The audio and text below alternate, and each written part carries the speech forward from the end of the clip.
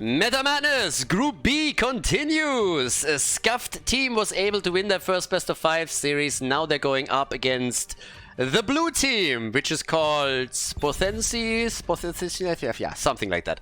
So apparently it translates into sweaters. I have no idea if that's true or not, but I can believe that we can expect some sweaty plays from the blue team. So we'll figure out what's going to happen there. But yes, it's a best of 5 series. We're at Meta Madness. This is the group stage. Again, the whole goal of Meta Madness is to force teams out of their comfort zone, to make them think outside the box. Some teams went maybe a little bit too deep with all of that, came in, took the box and burned it down. But right now, we'll see what happens here. So we've already seen it all. Well, not quite, but nearly. We haven't seen a Nova yet, I believe. Actually, we had a Nova. No, we had a Nova. We missed an Asmodan. And there's a couple other heroes that weren't played. But literally, ranging from the Butcher to Cho'Gall to Gazlo to Murky, we had all of it. Now, there's 10 heroes that are banned for the entire tournament. That is the group stage that we're talking about here. So these 10 heroes down here are banned for the entire group stage. Once that we're entering the playoffs, there will be more heroes that are banned. The heroes will be a little bit different.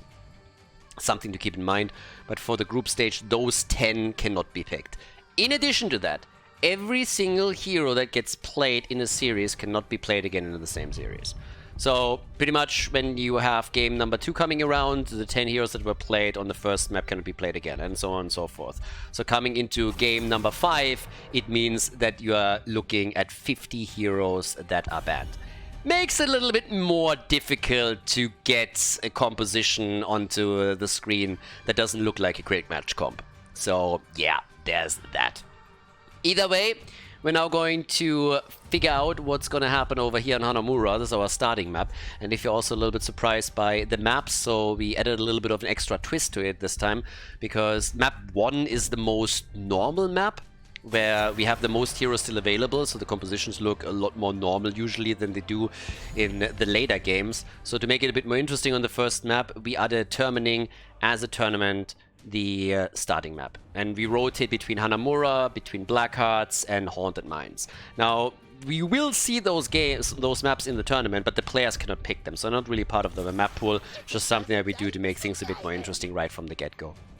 With all that said and done, and Meta Madness explained, I want to highlight again that this is all self-sponsored by the Patreons to support me and my channel, or over at patreon.com/Khaldor and myself. There's 2,000 euros in the prize pool for the players, as in previous tournaments. This time we opened it up to 16 teams in total, 4 groups with 4 teams are currently battling it out to reach the playoffs. The top 2 out of each group after the round robins, they move on. But if you want to support tournaments and efforts like this, then head over to patreon.com/Khaldor and check it out over there. As I said, without the supporters there, this tournament wouldn't have been possible, and others in the past, like the map tournament we recently organized, wouldn't have been possible either.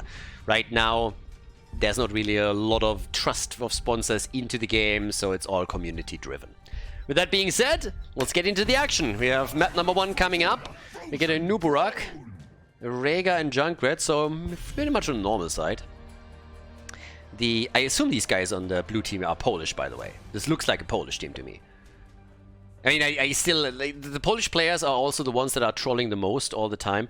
I still remember one of the teams back then, I told us the other day, they called themselves Shishi Rishi just to fuck with me. It's literally the reason why they called themselves that. Simply because they wanted to see how I butcher the pronunciation. Now, I have some Polish friends, which means that I know a couple of words. I mean, not a lot, don't get me wrong. But thankfully, because of them, I was able to pronounce it first time correctly. They were very disappointed. But yeah, so try and trick the caster. That's pretty much what they're usually doing. But over here, I would assume they're Polish, but we'll see. Maybe I'm going to be corrected there. Either way, we get Varian banned out. Okay. That's kind of interesting. Yeah, but here on Hanamura, Greyman is now eliminated, right? Li Ming out, so they're really targeting damage over there. Okay, what else are we getting? With the next double pick over here on the blue team, I really want to see what they now use as the damage dealer. I mean, they have nothing yet, and we already have 3 of them banned down. Then obviously the 10 bans for the entire tournament, or for the playoffs. Falstad, okay. So we have one global and we get Cassia. Poor Cassia. She got picked in the last best of 5 series and she did not do well. Oh no. Girl was targeted pretty hard. And kinda crushed. Limu for Scuff team. He on the other hand played Phoenix like he plays Genji. YOLO. One direction. Forward. Let's get to the next kill. Does he do it again? Yeah, he goes for Zeratul. I actually like that. Okay, so we got a Zeratul. That's definitely going to try and hunt down Falstad and Stukov. But Falstad probably a little bit more. But yeah, with that we're more or less ready. So last pick, Hanamura. Game number 1 in the best of 5 here at Group B of Meta Madness. Again, all the videos uploaded to YouTube. If you missed any of the action, check it out. We had quad support matches, we had Cho'Galls, we had Gazlos, we had everything. Here comes Chen, here comes the Panda. And we are headed straight for Hanamura. On the left side, the Sweaty Boys with De Tomaso on Muradin, Makotzel on Falstad, Zaxi on Stukov, Vertigo on Cassia, and Warnick is playing Chen. Over on the right side of the map, Scuff team, their opponent, they were victorious in the previous best of 5 series, so they are already looking pretty decent in the group. Kind of important for them right now, how they're going to do here.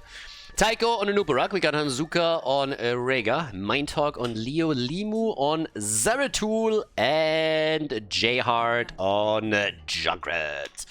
Okay, off we go. Note the first talent on Zeratul. So him going into the Shadow Hunter means right from the get-go that we are going to see Might of the Narazine.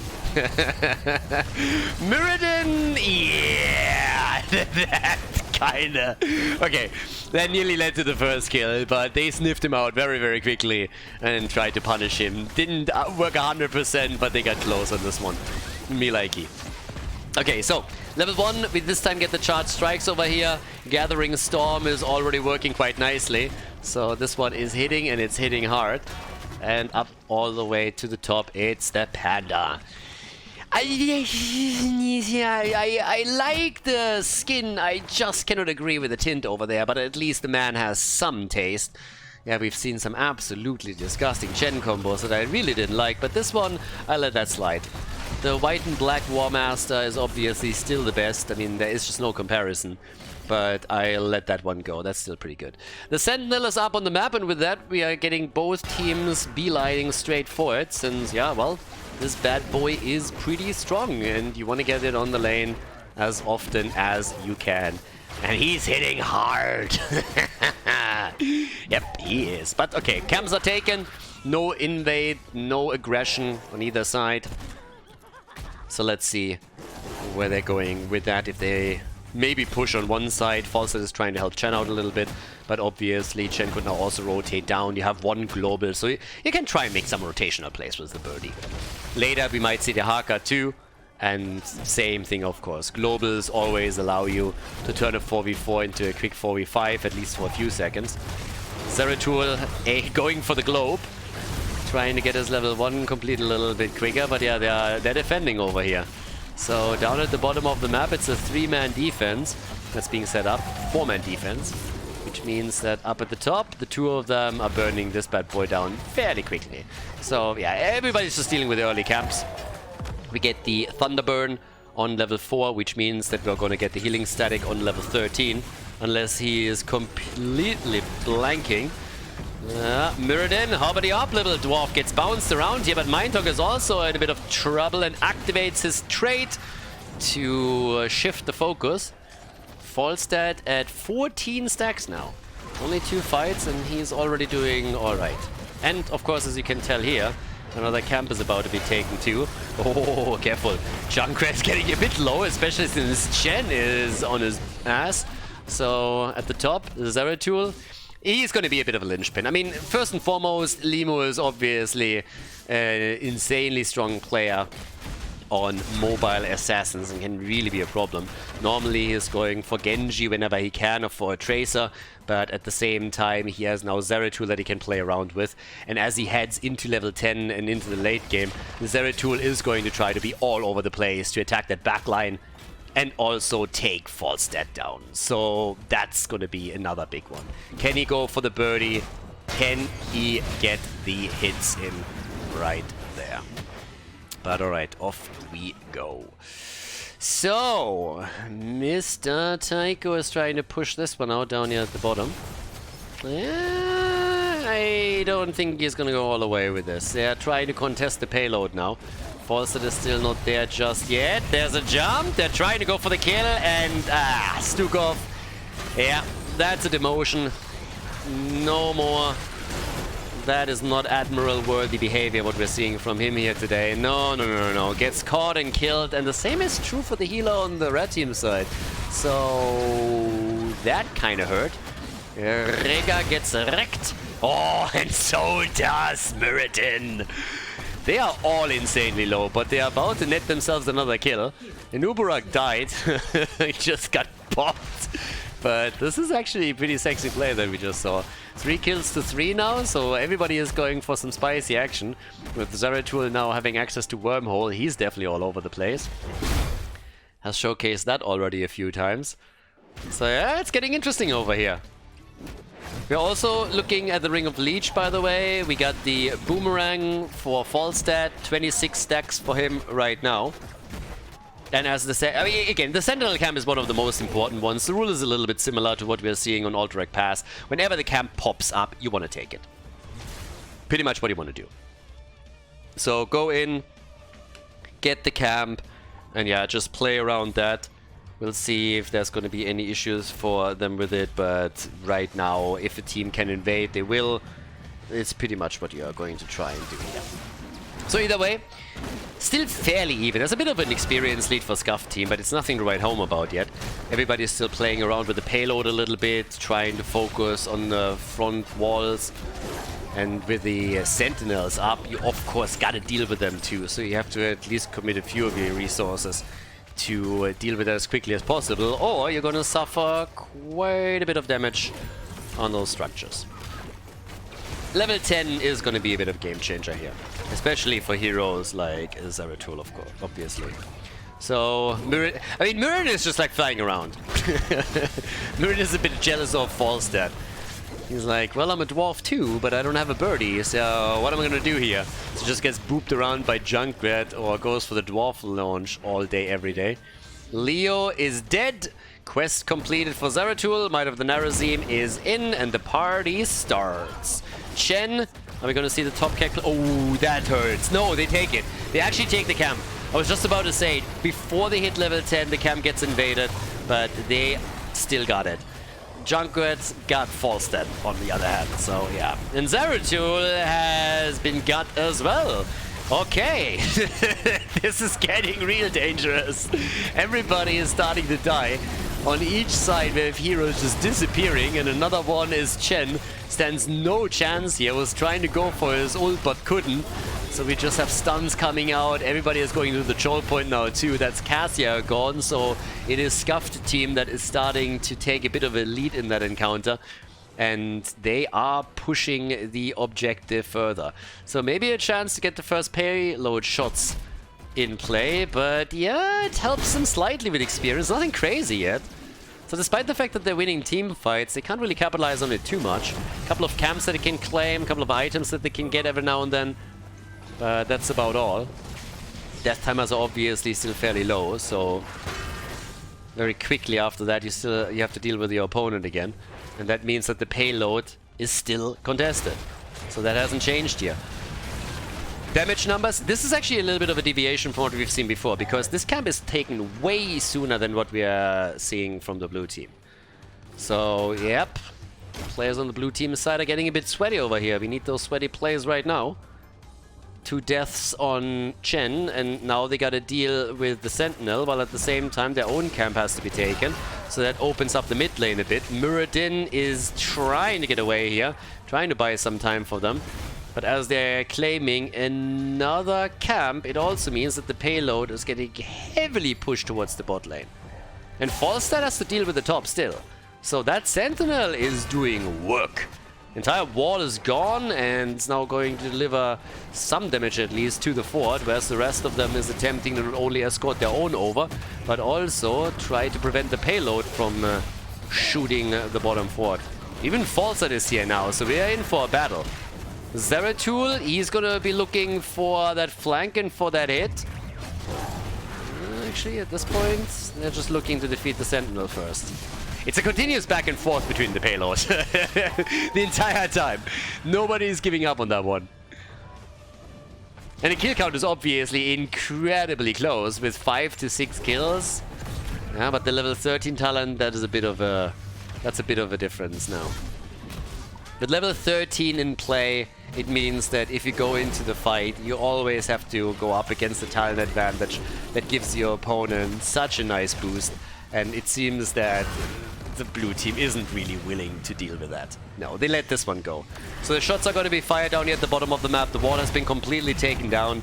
So bye-bye fort. This one is gone. Top side, this one is actually rather low as well. So this is going to hurt them a little bit.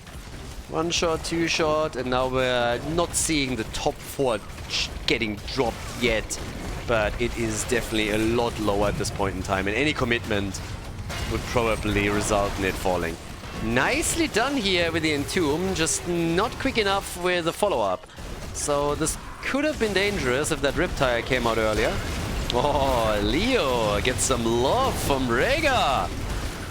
And immediately focuses on Muradin together with the Zeratul that comes in for the last cleave. And rejoins the fun right away. Limo's staying a little bit too long here. He jumped back into the fight. Oh, of course he did. Genji player. But that led to a death on the red team side. And I guess Scuff team is falling back now and is nearly losing Leoric too. He barely gets saved. And gets still killed as the pandas are showing no mercy. It's triple panda time, baby. And they jump in immediately to get those hits connected. So I would say good for them. Yep, getting the damage in. And able to get another... I mean, it's insane how close this game is in regards to kills and also structural damage that they've done so far. Both of the teams are super aggressive around this. So it will be more than a little bit interesting to see who is eventually going to pull ahead here. We had a couple of small momentum swings going on, but nothing crazy yet. So now that they're having the Sentinel again, they still maintain that little advantage on the timing, and they try to get the top fort. And they should be able to drop this one. So that means that we're now having... okay, Zeratul made it out. The problem is Chen might not. The Gust saves him. Zeratul is still here though, okay. 2 forts gone, that's a bit of a problem. Yeah, 2 forts eliminated, that definitely hurts. So time is working in favor of the red team. Red team is a little bit ahead on that account, and if this continues at pace, then they are going to have a much better time around this. Simply because the minions are going to help them to push the lanes even further. Now we're going to have a bit more team fight action over here. But with the next payload being unleashed, we're also getting the desperate attempt of netting a few more kills. I mean, I like it, honestly. As far as games goes, they are really getting aggressive on both sides. They're trying to go for kills. They're trying to take a few more structures down. Generally speaking, the red team has a lead because they destroyed 2 of the forts. But this is still all over the place, this game. So it comes down to the team fights, or it will come down to the team fights eventually. And so far we haven't really seen anybody pull ahead there. They have identical kills, it's just the talent, yes, there. The level 16 talent triggered an attack, but Zeratul gets punished. So they were hoping to use that level 16 talent in that fight, but now they're losing too. And this is where things might just get a bit too dangerous. Taking those 2 forts down was great and really helped them, but then again, it also was maybe not enough for the late game, because once that you're scaling into the late game properly, then it's a completely different ball game. And this is exactly what the blue team is currently showcasing here. They have the superior numbers in these fights. They are the ones that are dominating some of these late team battles now, and with that they are getting a numbers advantage on the map and can immediately use it to try and push the structures down. Now the kill against Falstad, that one was important. That really helped to at least secure the fort for now. But Leo is dead. I mean, it's just blow for blow. Kill on the left, kill on the right, kill on the left, kill on the right. Blue team pulls a little bit ahead.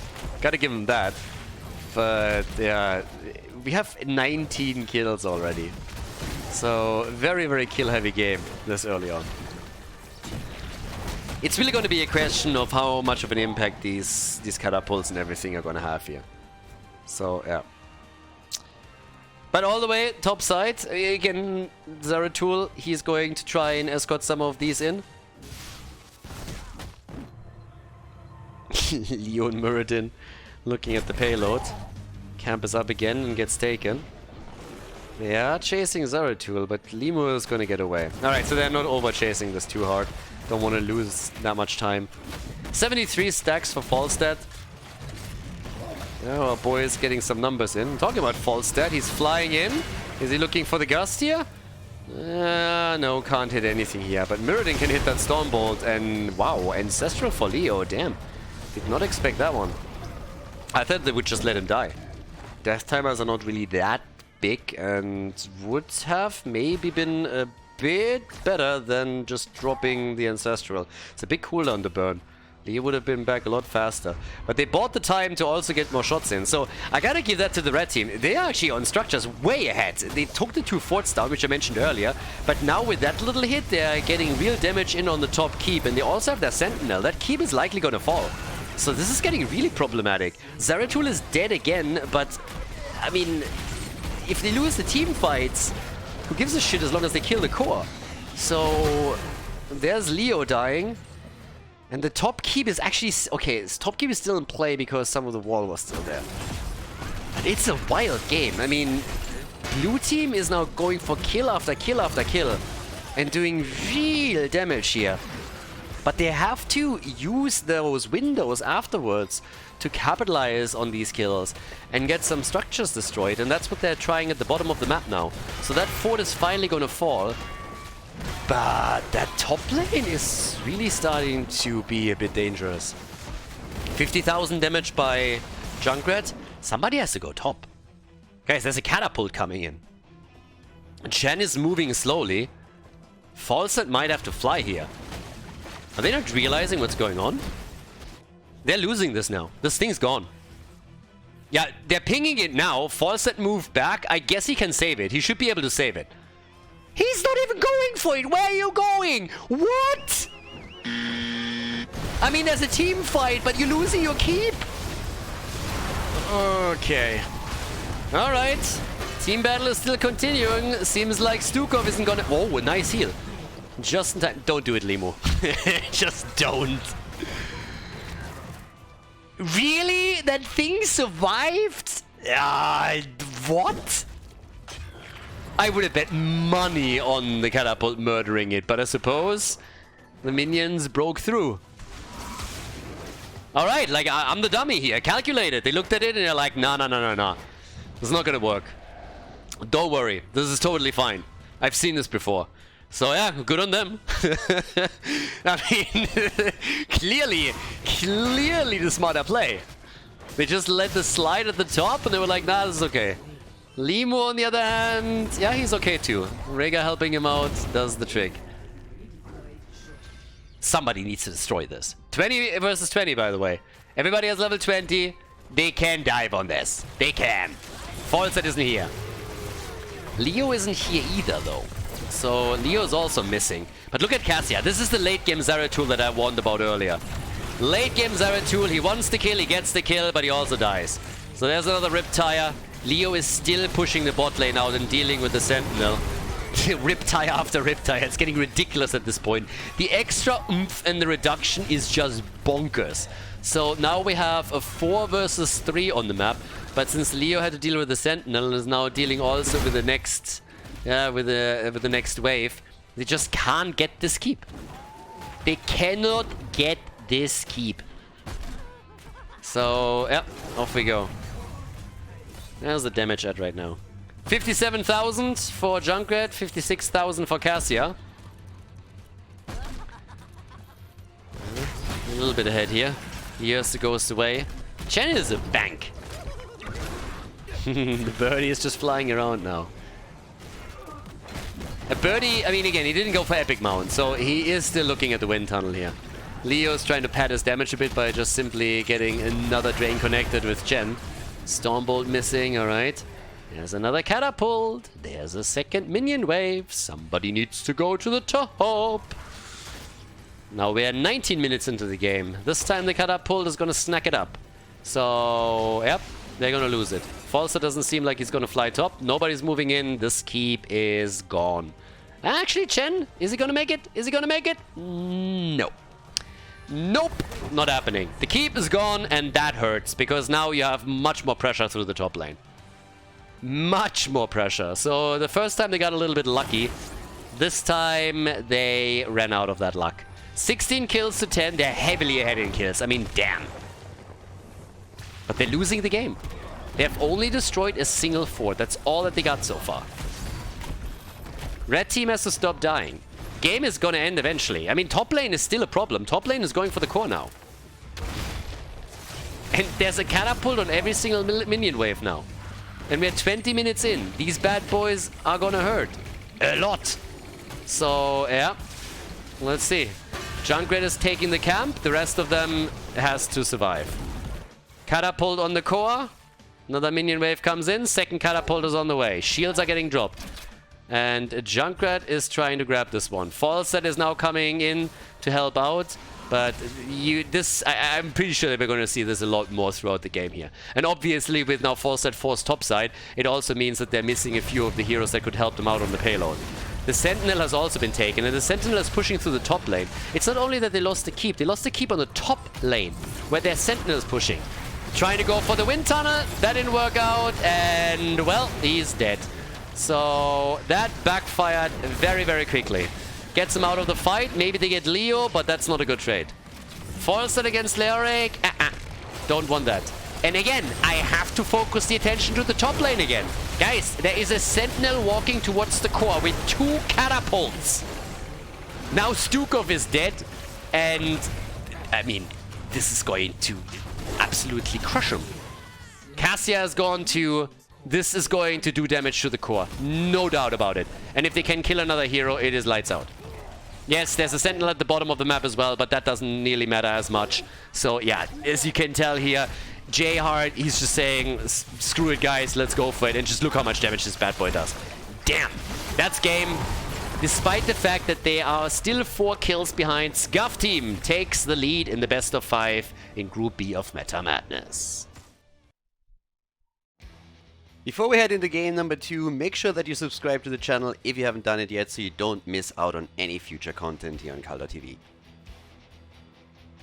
Infernal Shrines, map number 2, Spothensi, the Sweaters against Scuff Team. And the red team is currently ahead, they've taken that 1-0 as we are headed for Infernal Shrines. Now 10 more heroes unavailable. Before we're diving into this, also again, quick note, I said it in the previous series, if you're watching this on YouTube right now, check out the description of the video. There's a link to the merch shop. We have new stuff in there.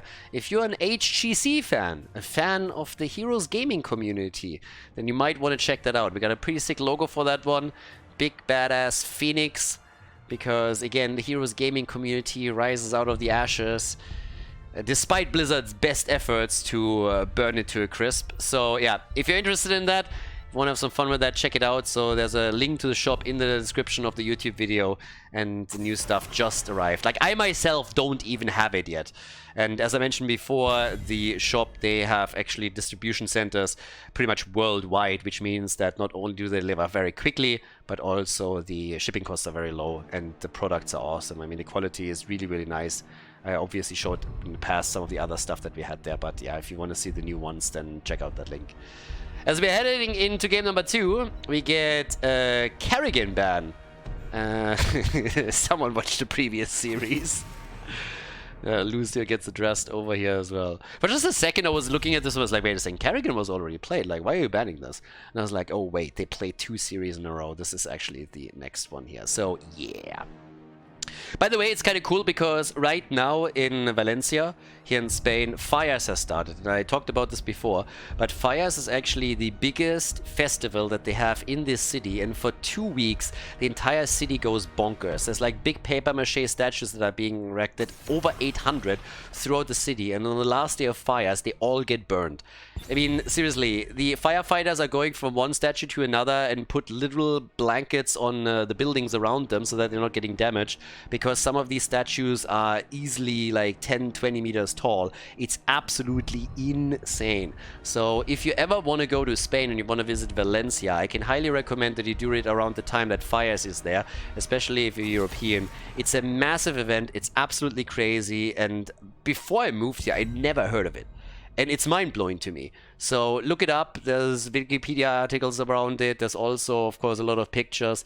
But ever since I moved here, I'm recommending to all of my friends that at some point they're coming here for it, because it is just bonkers. It's absolutely bonkers. They also have a thing that they call mascletas. So at 2 o'clock for 2 weeks, every day at 2 o'clock, they have... I mean, I don't want to call it fireworks because it's in the middle of the day, so you don't see anything, but they're pretty much just having 10 minutes of explosives being set off in the middle of the city in the town square. And there's like tens of thousands of people watching that every single day. And when I say explosives, I mean it. There's like no lights, there's no light show. It's just a massive barrage of explosives that literally make the ground shake. These people are bonkers. So if you want to experience at any point some of the craziness, the entire city celebrating, Fires, look it up, Fallas, and Valencia, and make sure that you plan a trip around this. Can heavily recommend. It's insanely fun. It's just glorious. And what I really like about it, by the way, you have kids running around with firecrackers everywhere. And I just thought that how many countries on this planet this wouldn't be allowed anymore, because you have like some Karen running around. It's like, oh, it's dangerous. Oh my God, we can't allow this. Oh. And what they do here, they just teach them when they're like super young how to responsibly deal with that and not cause any problems or whatever. And it works fine and it's awesome.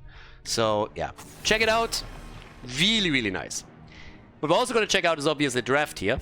And we got a variant Chromie. Now that all of a sudden is already a bit of a killer comp. Now we don't get a Jaina with it, so they're going to try and hammer it down with Chromie after that. Still looking at Infernal Shrines here, so I'm currently waiting for a Tychus to be dropped, for example. I mean, where's that Odin priority that we saw in the previous games? Wasn't it Scuff Team that picked Odin earlier? Can't really remember. I kind of thought they did. Yeah, of course, it was Scuff Team. Of course it was. So maybe we get that Odin pick now. White main over here. Yeah, they ban Garrosh again, but we still have enough frontliners. But I want to see Odin. It's kind of wild, by the way, that Sylvanas made it through. Sylvanas would be huge for them. Also, we get the Haka. I talked about him already on the first map. There's not really that many globals left right now, so the Haka, big option. With Maiev and Malfurion picked, our chances to see an Odin over here have taken a bit of a nosedive. At least for the red team. I assume we could still see him for the blue team, for the Polish team. So, yeah, let's have a bit of a look. The final 2 picks for them, they still need a side laner. They still need somebody to deal with the Haka at the top. And obviously they will need a bit more damage. It's definitely not enough what they are running here. We got Deathwing with the chicken skin again. Going full turkey on us. And there's our Tychus pick. Okay, so we're getting Tychus after all, just not for the team that I expected. Given the previous game, I thought that Scuff Team would actually aim for him. But either way, the final pick in game number 2. Red Team has taken a lead after the initial map on Hanamura. Now we're heading for Infernal Shrines. And the team in the lead locks in... Tyrael. Yep. Gonna get the Sanctification out together with Maiev here. Right, the stage is set. Let's go. Second map of the best of 5. On the left side in blue, De Tomaso is playing Varian. We got Zaxi on Deckard Kane, Makotzel on Tychus, Warnick on Deathwing, and Vertigo is playing Chromie. Over on the right side of the map, we got Scuff Team with the lead in the best of 5 series here at Meta Madness Group B. With Mr. Tycho on Dehaka, Mind Talk on Maef, J-Hard is playing Sylvanas, and we have the Dark Wolf on Tyrael with Hanzuka on Malfurion.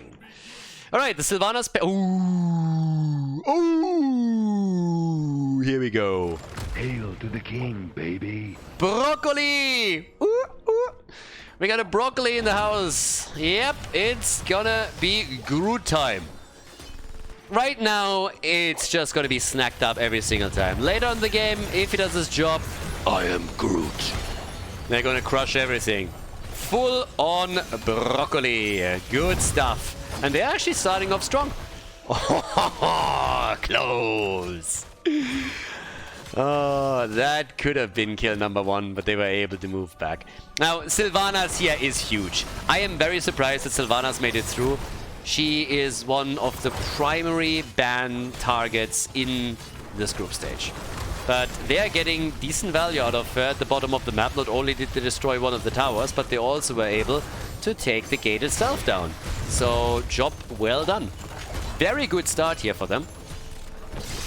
Now, with that said and done, we're gonna keep our eyes on Broccoli and also Malfurion's damage as this continues. But they are even stealing the camp away now. They're getting really aggressive. They're like, guys, we can take our camp. Let's take their camp. And they do. So camp gets claimed, and it seems like the sweaters are a bit intimidated here. Yeah? I mean, half of them are running a pleb horse, so obviously they are intimidated. Also, what is this skin? What is this shit? You make him look like a turkey. That's not how we're rocking Deathwing. He has so many awesome skins. That's what you make him do? Really? A turkey? That's what we're going for? An oversized pair of chicken wings? Jeez. The disrespect is insane. Absolutely insane. I'm just disappointed. I'm not even mad. I'm not even angry. I'm just disappointed. Taunt is in. Ooh, and we are getting in the rhythm. Not going for press the advantage here, but they're going for in the rhythm. So, yeah, let's see what they can do with that. Oh, and he gets licked and he gets killed. Yep. Dehaka coming in and just doing wonders with his tongue. All the girls are excited. Deathwing is too. Jumps in, takes Maef down. So, at least we're getting... I mean, they get at least 1 kill. It's a 2-for-1 trade. So that's what's happening here.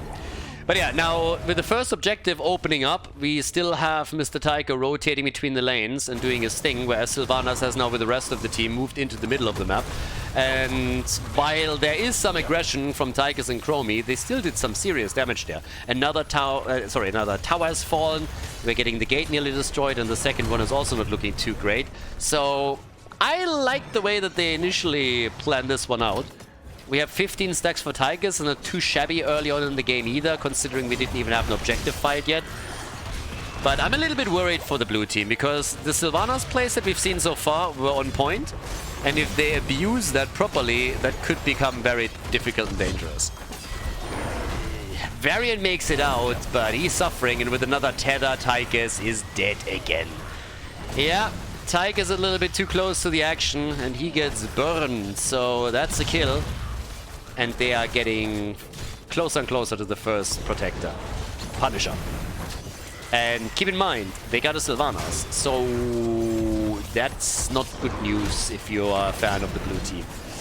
Yeah, that is not maybe 6 hit points.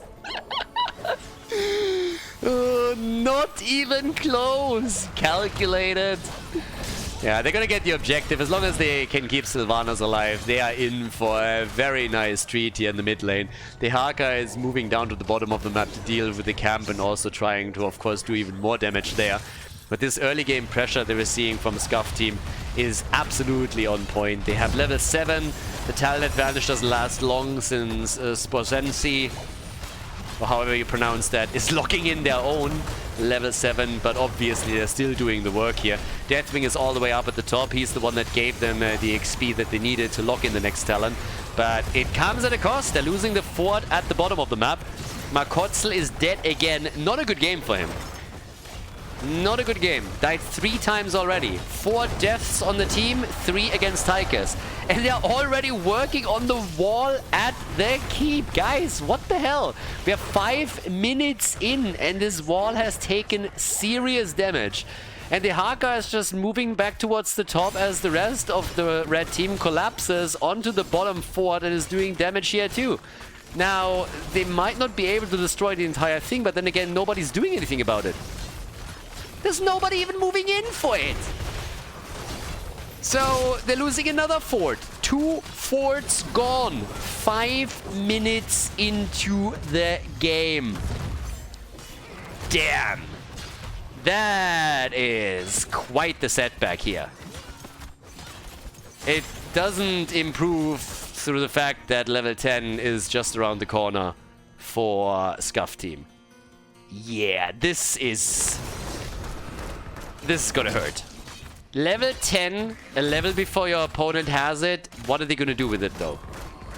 Do they just invade the top camp? Do they try to go for some structures? Are they pushing for maybe even a keep wall? So, what are we gonna see? They should capitalize on this. They have a little bit of time here and it seems like they're aiming for the bottom wall. No problem with that whatsoever. Level 10 abilities at this point, I mean, duh, you gotta do something, right? And you have a Sylvanas, why wouldn't you push? Why wouldn't you go? So, in we go. We got the first tower destroyed. They are gonna get the gate, they're gonna get the second tower. Deathwing comes in. They're not gonna get the entire thing because they're trying to play it a bit safer. Keep in mind, they don't have the Hogger here. Obviously, he can global in if he needs to. But with Deathwing now moving down to the bottom of the map, it also means that he has free reign at the top. So the Hogger is getting more experience for them. But we have at least level 10 for the blue team now too. And on that note, we are getting the shield wall, Commandeer Odin, Temporal Loop, and Bellowing Roar. Do you, by the way, know how long it took me to realize that it's not Commander Odin, but Commandeer Odin? Like, that took me a lot of time in Alpha to actually figure out. For quite some time, I really thought it was just like Commander Odin. Commander Odin to the rescue. And yeah, and at some point I was like, wait a second. Either they got a typo there, or I'm a little bit stupid. Turned out, I was a little bit stupid. Level 13 for the Chromester. Warnick coming in with the barbecue play. Yeah, they're gonna get level 13. I like the rotational play a lot. Now, the Hogger gets chased, but you know what he does? He buys time. He buys time, and he even gets away. Deathwing appearing at the top lane, it doesn't matter to them at all. They're like, yeah, you're here now, so what? So they have tons of time where they can do additional damage to the fort, where they can pressure Deathwing. And these rotational moves that we're seeing from Scuff team are just great. Are just absolutely great. So, me likey a lot. Deathwing didn't like that at all. Deathwing coming in here and goes straight in for the aggressive move. And it turns on him. So yeah, he's low. Everybody else seems to be low too. Scuff team is doing a great job. Yeah, they're doing work. Jeez. The level 13. And he's not commandeering Odin any longer because he's dead. Everybody's dead. Is that a 5-man team wipe? And it is! 5-man team wipe. And it might, I don't want to say game, but it might be a keep. So, yeah, they crushed this one. First they killed Tigers, and it's in, like, honestly, the Sylvanas value that they're getting in this game is just bananas. Just absolutely bananas. Entire team gets wiped.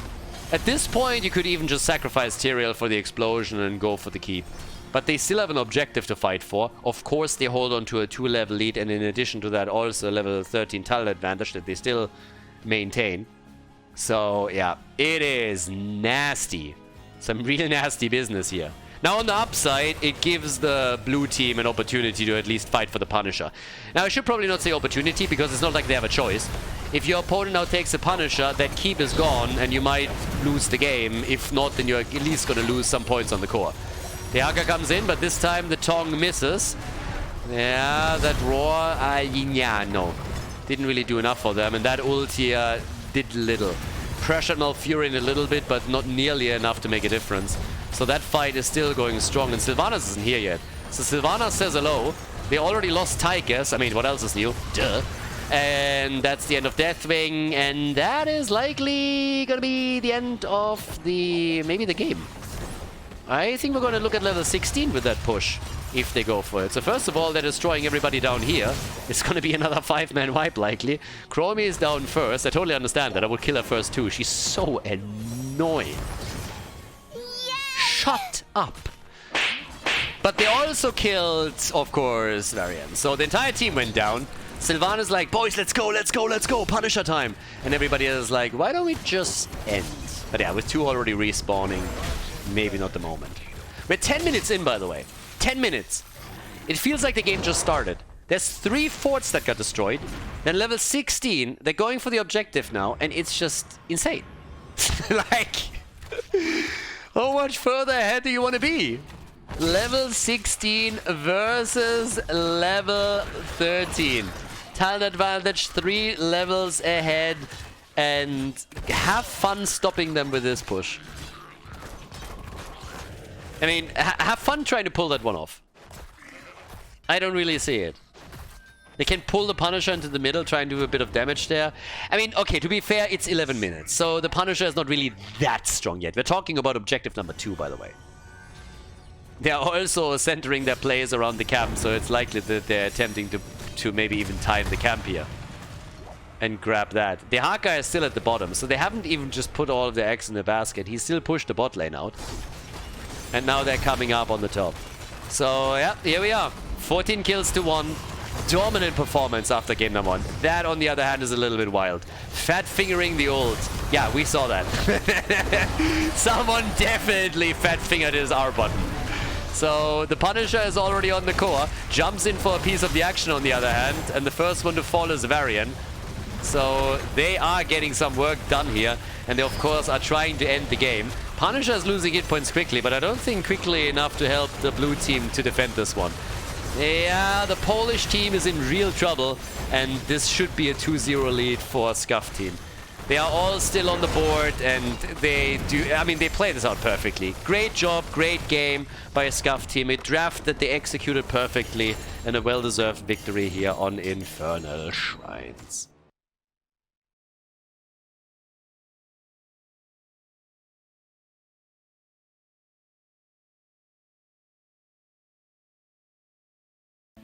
Game number 3, Towers of Doom, Meta Madness, Group B.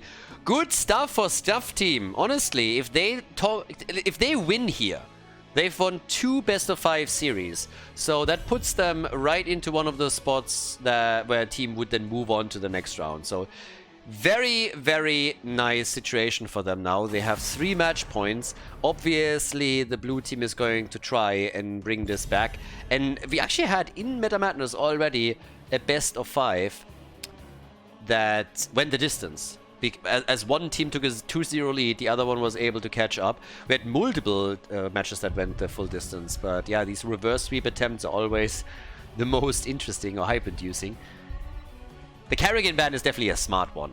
You don't want them to completely dominate as hard as they did on the last map again, but I have to admit that the draft that Scuff team went for and the way that they executed it was glorious. Lavekal was actually funning around on Twitch chat in the meantime, and he figured out the strategy of the blue team. He said, like, well, they are just trying to make Sylvanas useless. If you don't have any structures left, Sylvanas' trade is useless. So yeah, IQ 200 play right there. But okay, we get the ban on Tracer, and Greymane gets targeted once again too. Now, as we are in game number 3, that means that 30 heroes are banned. The 20 heroes that get played in game number 1 and game number 2, and also the 10 heroes that are played for the entire group stage. So that limits the pool significantly. There's still quite a lot that you can pick from, but outside of it, how many times would you have seen a first pick Alex Strasser? So getting Alex in here is already interesting. Makes you wonder if they're going to combo something with her. Again, the dream is obviously still the hungry for more stitches that ends up with 100 globes towards the later stages of the game. The unkillable stitches that just makes you rue the day you were born because you just cannot get rid of him. Yeah. Sonia's in, Ana gets taken. Cho'Gall obviously also still up. Let's not forget about that. We already had multiple Cho'Galls here in Meta Madness. But the more, or the deeper you go in the series, the more attractive he becomes as a hero. And we had Leoric already played, we had Tychus played, Malthael is still up, and Kharazim up. So those are probably your two best counters against Cho'Gall. Can always argue for Zagara a little bit, but honestly I don't really see it all that much, but there's the Stitches play. So this has to be hungry for more on level 1. I mean 100%. It's like a fan service of anything that we're seeing here. So, Mephisto, Stitches, and Alex Strasser. I like that. That's pretty good. It's a lot of heroes that can capitalize already on her talents. But, what else are we getting? What's happening on the bans now? I mean, those hooks could of course become super sexy. Malthael gets banned. Is that a Cho'Gall bait? They should just ban it. Just to be safe. I would just ban it. What else are you gonna ban? Just ban Cho'Gall. On the other hand, Cho'Gall, Hook, and Gorge. A 2-for-1 value? That could be interesting. Yeah, they ban him out. Yeah, maybe Malthael was a bit of bait. But, again, it triggered a ban. It's fair enough. They get rid of it, so, yeah. But okay. Cho'Gall is out. What else are you gonna go for? We still need a frontliner. Plenty of options available. Could even go for some of the previously mentioned side laners that can double as a main tank. And, of course, Uther. If you want to go with the double support Uther main tank role. But they go for Imperia, so exactly what I just said. And with Li Ming on Mindhawk's Li Ming is pretty good. If you have an Ana to go for the nano boost there too, that can hurt. That can really hurt. Final 2 picks on the other hand. Get us! More globes! Jesus! Okay, if they get into the late game, the scaling is real. That is gonna be insane. Can you imagine the shield that's gonna have on his level 1 if that plays out properly? And they go for Rexxar. Okay.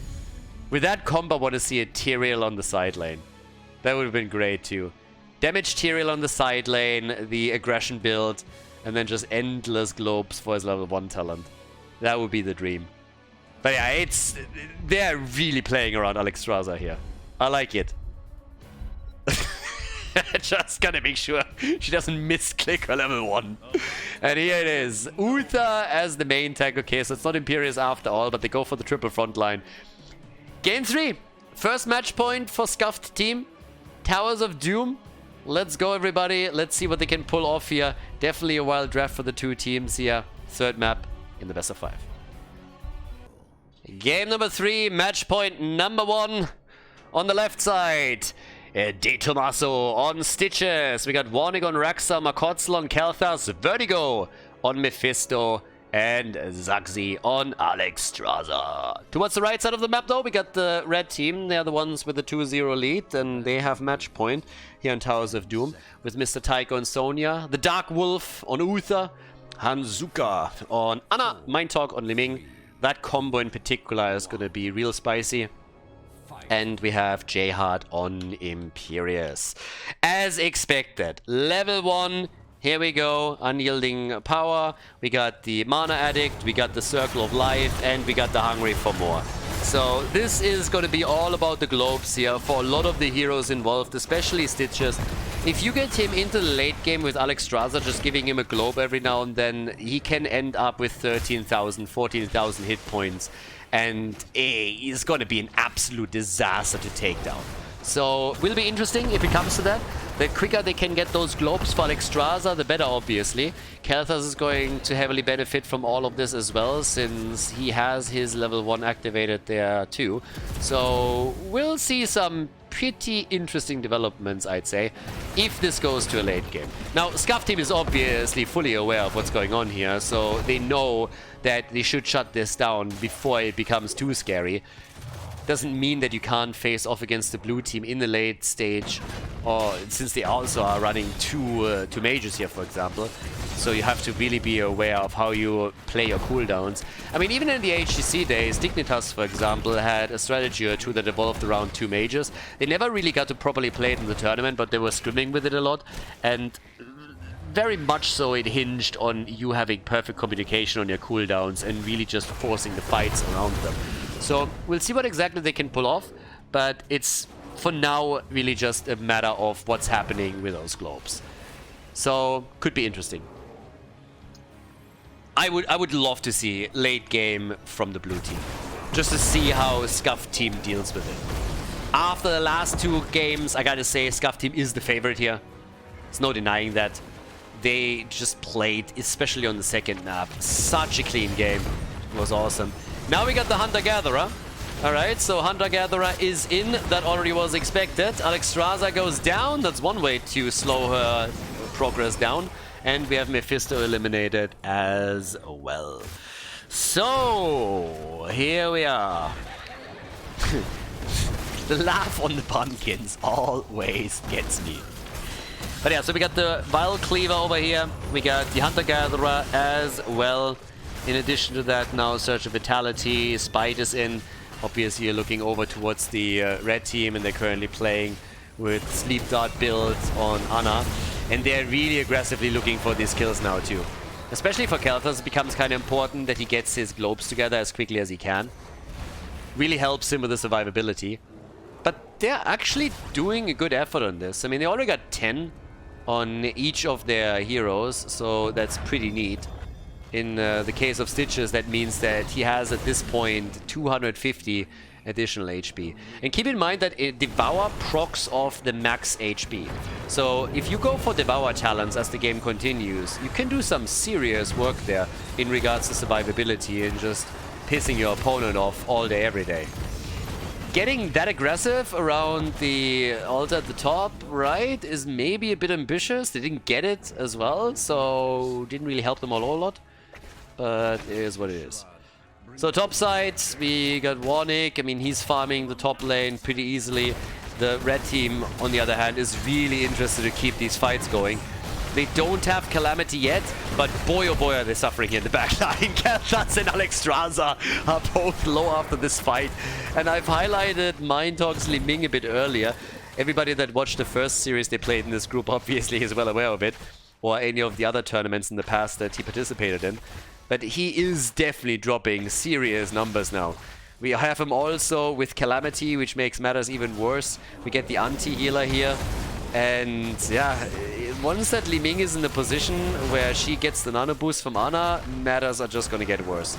Level 7, it's a second helping. That one's going to be pretty big as well. Obviously a Gambit component attached to it too. But just getting the additional charge is pretty big when you play this properly. So, 0 to 3 kills. Globes are still continuing. Alexstrasza is getting close. She's getting very close.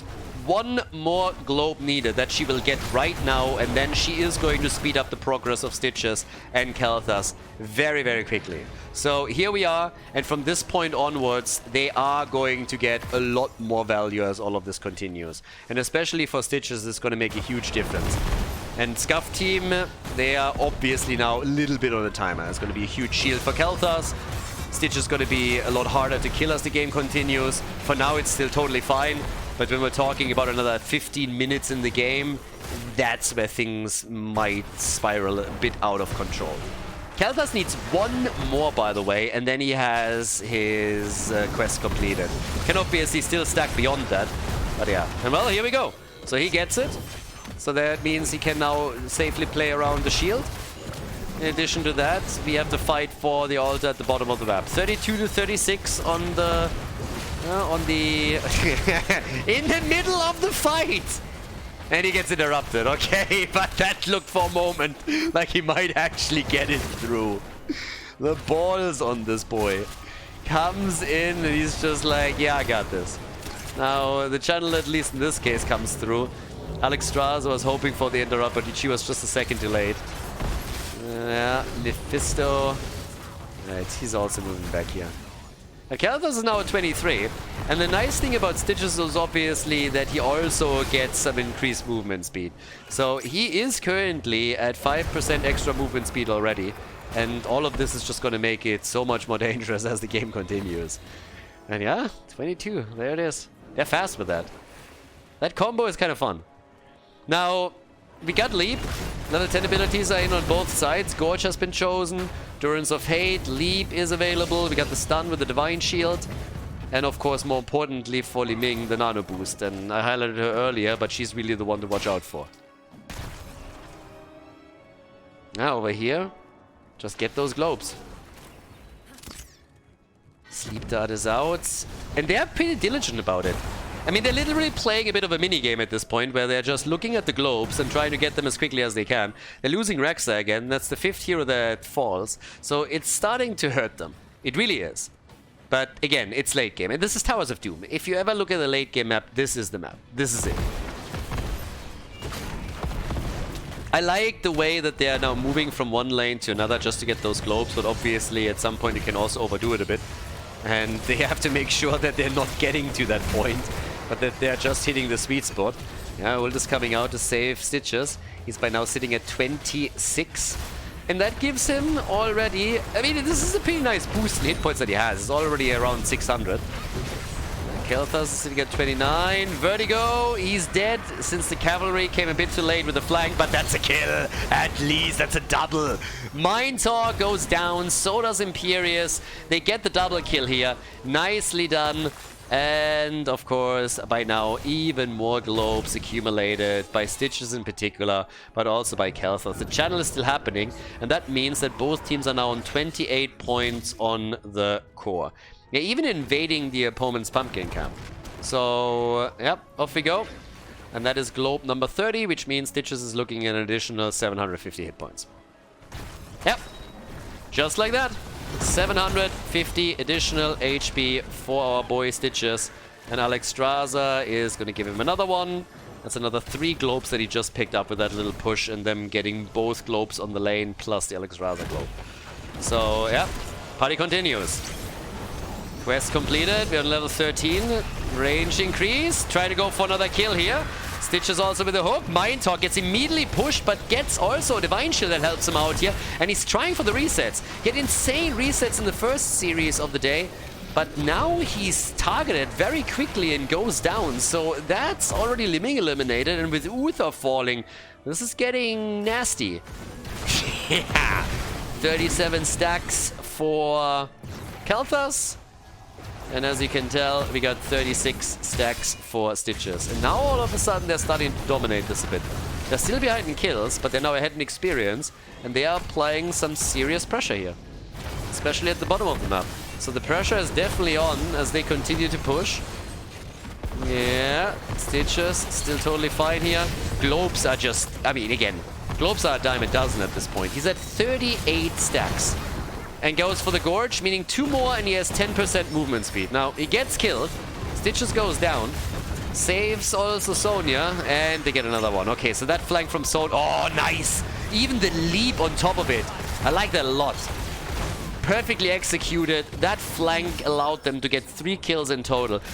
This was so important. Just as the team in blue was getting momentum, they were able to shut them down, take 3 kills, close the experience gap, and now pressure the bottom even further and try to go, obviously, for the thingy, the bell tower. So yeah, nicely done. Drops them down, both teams on 24. But that was a really, really important move, and the timing couldn't have been any better. It was so dangerous at that moment in time. But they pulled it off, and they even took a bell tower. So good for them. Kelthas has 31,000 damage, 41,000 for Li Ming. Dodging the hook like a boss. And, well, 40 stacks for Stitches. So he is sitting at an easy 10% movement speed. And that's a dead Imperius. Yep, there's the delivery. Well, he has his ult up, so maybe. Gets the Divine Shield, and instead they're taking Kalthas down. Was well done with the Gorge into the death zone, but as you could see, the Divine Shield of Uther just negated that, and it was them that lost one of their heroes. Yeah, Sonya and Rexa, they're still partying in the middle and top lane. Stitches is now at 42 stacks. Same as Kalthas, by the way. And our boy Mephisto is nearly done with his quest here. So yeah, Mephisto is dealing with it. And there's the next Devour talent. As I already said earlier, it's all about you proccing Devour. It's procced off max hit points, so his survivability is going to be insanely big. Second helping, cooldown reduction, all of that stuff, very, very important. You want to make Stitches a total bank with this. I mean, this is, again, this is an ARAM build, right? It's not something that you're going to see in any top tournament outside of Meta Madness. So this is really designed for this in particular. Normally you can't really play around this too much. But if it works, then it's insanely fun. But they're not there yet though. I like the Gorge. Maybe they can even do something with it, but he dies again. It's an open avenue for Li Ming, and Mind Talk with the nano boost, he's just too powerful. That one was a pretty sweet one with the gravity lapse, but not a kill. And Li Ming came in again, gets the reset, comes back out. So she kills Stitches, she kills Mephisto. Mind Talk is putting on a clinic. Absolutely putting on a clinic here. 38,000 damage for Kalthas, but look at Li Ming. 75,000. 75,000 damage. That nano boost is crushing. And while all of this plays out, top side, it's a solo kill from Imperius against Rexa. They're getting all three now. That's 15 points of the core. Single digits any second, guys. Single digits. There's another altar at the top right. Imperius is going to take it. They're going to be down to 6. We're 12, 13 minutes into the game. And they just, nicely done. That Divine Shield was absolutely needed. If that doesn't connect, then Anna is dead. So yep, here we are, 6 to 24 points on the core. Now this is a comeback map, and as the game progresses, Stitches and Kalthas is going to be so much more difficult to kill, but the way this is going, Scuff team is not going to give them the time. They knew obviously what was going on. Maybe not when they saw the initial Alexstrasza pick, but when they saw what was picked with it, the Stitches pick in particular, it was pretty clear that the blue team is playing for the late game. So this is something that the Scuff team is going to try and prevent by any means possible. Stitches is now at 52 stacks, meaning another 8, and he has 15% movement speed. He's already rushing around pretty easily here. A kill on Mind Talk would go a long way. His damage is what is their biggest problem, and they kill him. So now they actually can play around this. A great hook against Anna. She has no chance waddling away from that one. So that's another one that they could take down very quickly. And now a bit of momentum for the blue team. They are fighting tooth and nail. They really wanna put a point onto the scoreboard here, at least. Now they lose the bell tower at the top left. Sonya has soloed that. But they were able to claim the bottom right, and now it looks like in the middle they are going to get another one. It's still a 5 versus 3 situation on the map, so there's very little to stop them here as the minion wave is moving in. 54 for Kalthas, 56 for Stitches. The globe count. They're trying to go for Sonya. Leap. Where's that hook? There's the hook. Didn't hit the Gorge though. But still maybe go for it. Ooh. The problem obviously is if you go for the level 16 talent, you're dropping Pulverize. You're dropping it for a reason, but it still takes some of the utility that Stitches normally brings to the table away from you. So yeah, they still got a kill. They took down Imperius. Now another 4 shots fired, so we're looking at 20 points on the red team's score. And more of these camps are being claimed. Then of course with every camp comes another globe. Even the middle has been taken now. So they have a 5-3 bell tower advantage over Scuffed team, and they have momentum now. Both teams have level 20 talents, which gives us the hungry Stitches. In addition to that, we get Alexstrasza here with a blessing of the red. And Stitches is one single globe. There's 3 shots, 17 to 6. Yeah, you see where this is going. Oh boy. Redemption is in. But I mean, obviously, one more globe and Stitches has 15% movement speed. It's all that he needs. 15% movement speed, easy peasy. Not even talking about his hit points. With 60 stacks, he has now, what is this? 1,500? 1,500 extra hit points. Okay, and off we go. Another hook, another hit, another gorge. Okay, could have gorged another one as he was booped in here. But they're trying to make sure that the fort is helping them, or the bell tower. Double altar up at the top. Li Ming trying to take them down. And Stitches is slowly but steadily becoming unkillable here. They go for J-Hard and they take him on. Alright. So, we got 94,000 damage by Li Ming. 94k. I mean, the red team at least is retaking one of their bell towers, so even if they lose some more... Ooh, I like that. I'm not sure if that's gonna work. She's probably gonna die, or has to use the leap to get away from this one. But yeah. And over here, they grab it. Hook. Oh yeah, Anna gets away. Barely, I might add.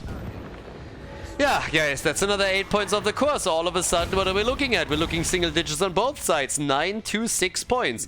Keep in mind where we started. They were way above 20. Now we're going for the boss, and once they claim it, they have a huge advantage here. Yep, okay, there we go. Bam. Hit after hit after hit. 6 to 5. Alright. So far so good. 67 globes for Stitches. 15% movement speed that he currently has. And at the top, another one of those towers goes down. Yeah, they're slowly starting to do it. 94,000 for Li Ming, but all the damage in the world doesn't do anything for you if you can't get the kills. So they still have to work on that. Retaking this, kind of important, 4 to 4. But obviously, it's all about the hooks now, all about the kills. They need momentum. I mean, Li Ming needs that nano boost and then really pop off. So if Li Ming can pull that off after Anna drops her ult, then there's a chance. Outside of it, it's going to be tricky. They're fighting in the choke point. Phoenix is already out.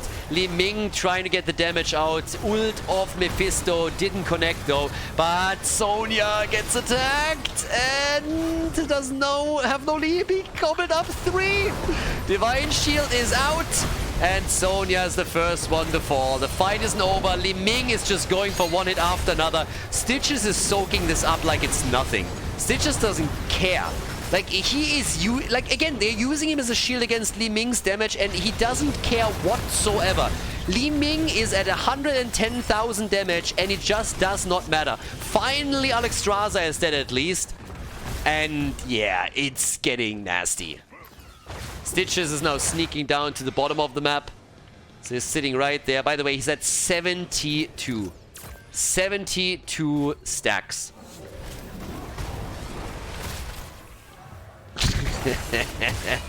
Oh, that chip to connect, and Kel'Thas is dead. Alright, that changes things. Li Ming is again doing her thing, and she gets a second kill with the help of Uther. Uther kills Rexa. They go for this one. Mephisto is dead. Maybe they can turn it around anyways. Yep, that is 5 to 3. Look at Stitches. They try to kill him and they just can't. He's just sitting there. Finally, maybe now? Yes, no. Devour is disgusting. Devour is so disgusting when you have a big hit point pool. They're going for the middle bell tower, and of course now they can end the game. But what a show by the blue team. Nicely done by the Polish team. That was definitely tons and tons of fun. Bit of a fan service. 72 stacks and 65. And that is it. Scuff team takes down Sposency with a 3-0.